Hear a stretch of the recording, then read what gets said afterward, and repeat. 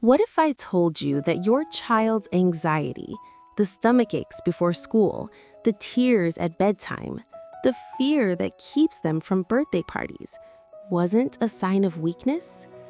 What if all that worry wasn't something to erase, but something that could actually be shaped into strength? It sounds backward, I know, but the secret to helping your child with big, scary feelings isn't making those feelings disappear. It's helping your child learn how to work with their own brain. Hi, I'm Esty. Let's look at a simple way to understand what's really happening inside your child and how you can help. So let's start there. Let's talk about what's happening inside your child's brain. God created every one of us with a special protection system inside our body. This system's job is very simple: to keep us safe. When the brain thinks there is danger, this system turns on right away. It does not ask questions, it does not wait. It takes control of the body very fast. When this happens, the body can react in one of three ways: fight, flight, or freeze. Fight means the body gets ready to protect itself. Flight means the body gets ready to run away. Freeze means the body stops and becomes very still. All three reactions are normal. All three are important. They were created to help us stay alive when there is real danger. A long time ago, people lived very differently than we do today. Families lived in tents. They had to look for food. They faced real physical dangers every day. In those times, this protection system was needed very often. Today, most children live in a very different world. They are protected. They have parents, homes, schools, and rules that keep them safe. But the protection system inside the brain is the same system. Sometimes, this system makes a mistake. It thinks that something small is very dangerous. A test at school, going to a birthday party, sleeping alone in a room. These things are not dangerous, but the brain doesn't always know that, so the alarm turns on. The heart beats fast, the body feels tight, the child feels scared or overwhelmed. This does not mean something is wrong with your child. It does not mean they are weak. It means their protection system is working very hard. Anxiety is not a problem to erase. It is a system that was created to help us and now needs guidance, calm, and understanding. Our job as parents isn't to dismantle the alarm. We all need it. Our job is to help our child become the calm, confident operator of that system, to teach them how to tell the difference between a real alarm and a false alarm and how to reset it. The goal isn't to never feel anxious. It's to know that when you do, you have the tools to handle it. So, how do we actually do that? We're going to walk through a 4-step framework that's all about building a skill set. This isn't about fixing a problem, it's about empowerment. Now, this framework is rooted in what's called cognitive behavioral therapy, or CBT, which is one of the most effective evidence-based approaches we have. But it's important to be realistic. This isn't a magic wand. Real change takes practice and consistency. And it's also important to know that these tools, while powerful, might be just one piece of the puzzle. But we'll talk more about that in a minute. For now, let's build the foundation. Step 1. Reframe the goal from eliminating anxiety to building coping skills. The first shift, and it's a big one, happens in our own heads. Our instinct as parents is to see our child in distress and want to shut it down immediately. We say, "Don't worry," or "There's nothing to be scared of." But what our child hears is, "The way you're feeling is wrong." The goal can't be a life without anxiety. That's just not possible. The goal is for your child to believe, deep down, that they can handle anxious feelings when they show up. So, we start by changing our words.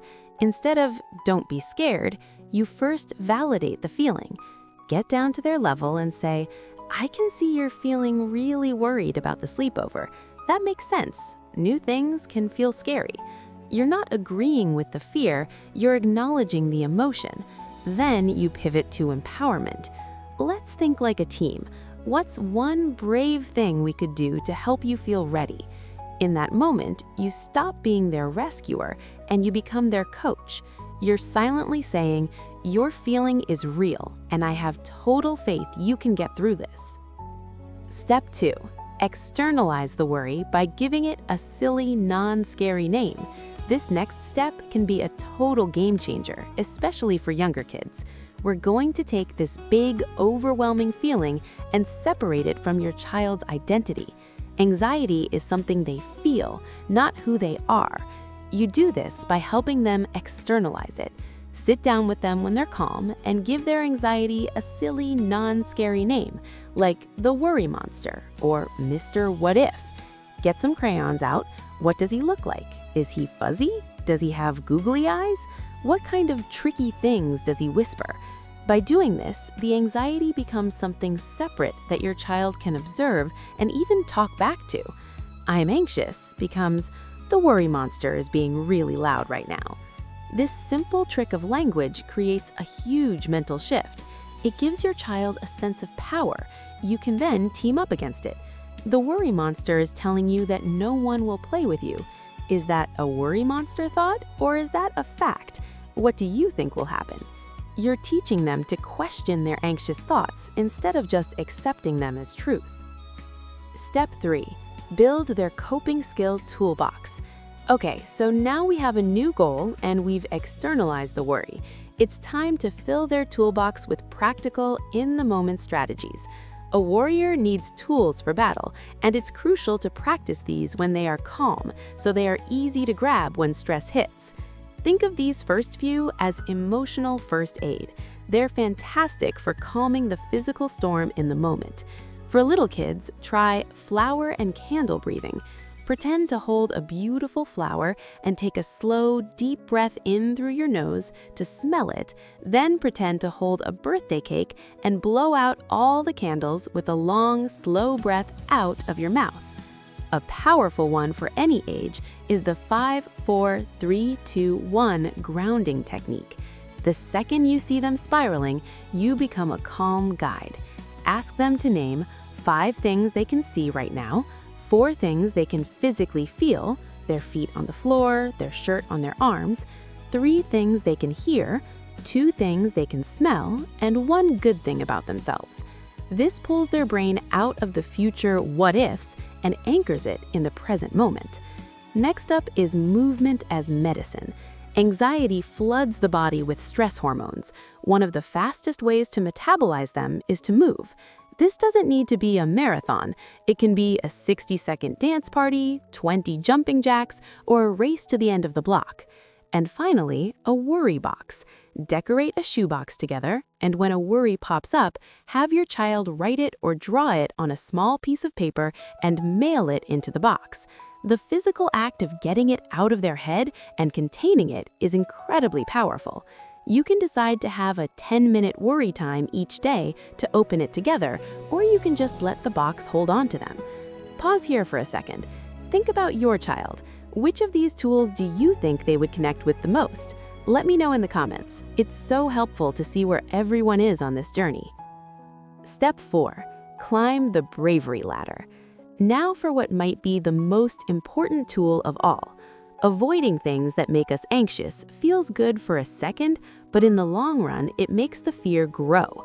It teaches the brain, see, I was right to be scared. The only reason I feel safe is because I ran away. The antidote is a technique we'll call the Bravery Ladder. In clinical terms, this is the core of exposure and response prevention, or ERP, which is hands down the most effective long-term strategy we have for anxiety. Here's how it works. You identify one specific fear, let's use sleeping in their own bed, then you break it down into tiny, manageable steps from the least scary to the ultimate goal. Rung 1, you sit in a chair in their room until they fall asleep. Rung 2, you sit in the chair for just 10 minutes and leave. Rung 3, you sit just outside their door where they can see you. Rung 4, you do your bedtime check-ins, but they fall asleep on their own. Each step is a victory. You celebrate the effort at every single rung, not just the final outcome. This process literally rewires their brain. It proves to them through their own experience that they can feel nervous and do the hard thing anyway. This is how real, unshakable confidence is built, not by being told you can do it, but by doing it. Now let's speak about your role as the confident anchor. Underpinning all of this is you. Your calm is the most powerful tool you have. Children co-regulate. They borrow our calm when they can't find their own. If we are frantic and anxious about their anxiety, it's like pouring gasoline on a fire. And this is why it is so important that we as parents are looking after our own emotional worlds. Our calm is contagious, but so is our anxiety. If we're wrestling with our own big worries, it's incredibly difficult to be that safe harbor for our kids. This doesn't mean being a perfect, emotionless robot. It means being honest. It means you can say, wow, I'm feeling a little nervous about that big presentation at work tomorrow, so I'm going to do some of my own candle breaths. You are their living, breathing blueprint for resilience. Now, a really important note. All these tools are incredibly powerful, but if your child's anxiety is severe, if you're dealing with daily panic attacks, a complete refusal to go to school, or worries that have just taken over their life, it is so important to talk to your pediatrician or a child mental health professional. Research, like the landmark CAMS trial, has clearly shown that for many kids with moderate to severe anxiety, the most effective path forward is a combination of this kind of therapy and medication, such as SSRIs. For instance, one study found that while therapy alone helped about 60% of kids get better, that number jumped to over 80% when therapy and medication were used together. This isn't about a failure in your parenting or a failure of these tools. It's about getting your child the right level of support for what their brain and body are experiencing.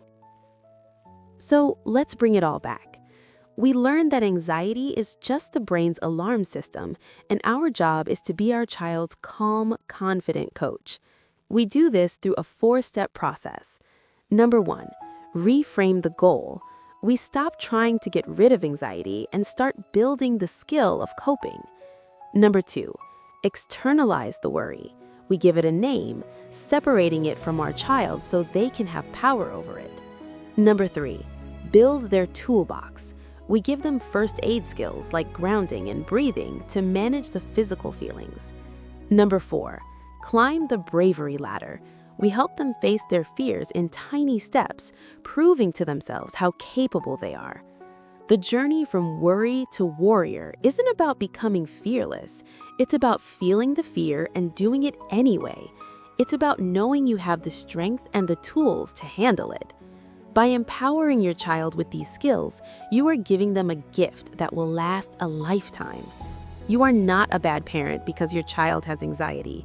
You are a phenomenal parent for taking the time to learn how their amazing brain works and how you can guide them through these huge, scary feelings. Thank you for watching, and see you in the next video.